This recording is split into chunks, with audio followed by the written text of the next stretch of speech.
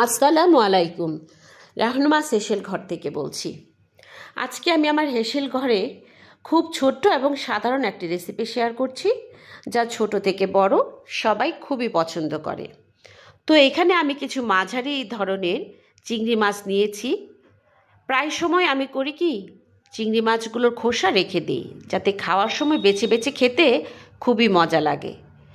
এরপর আমি যা করেছি, একটু ব্যতিক্রমভাবে চিংড়ি মাছগুলো হলুদের গুঁড়ো মরিচের গুঁড়োর মধ্যে আলাদাভাবে ভেজে না নিয়ে একসাথে অল্প খানিক আদা বাটা, রসুন বাটা এবং টমেটো দিয়ে কষিয়ে নিচ্ছি।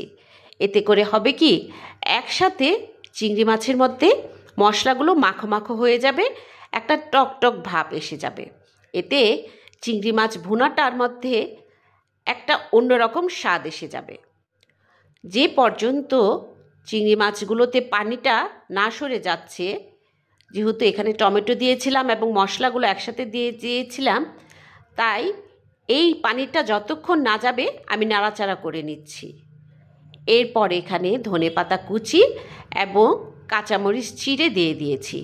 এতে করে যা সুঘ্রাণ বের হয়েছিল, ভয়েস ওভার দেওয়ার সময় আমার দেখে খেতে আবার ইচ্ছে করছিল।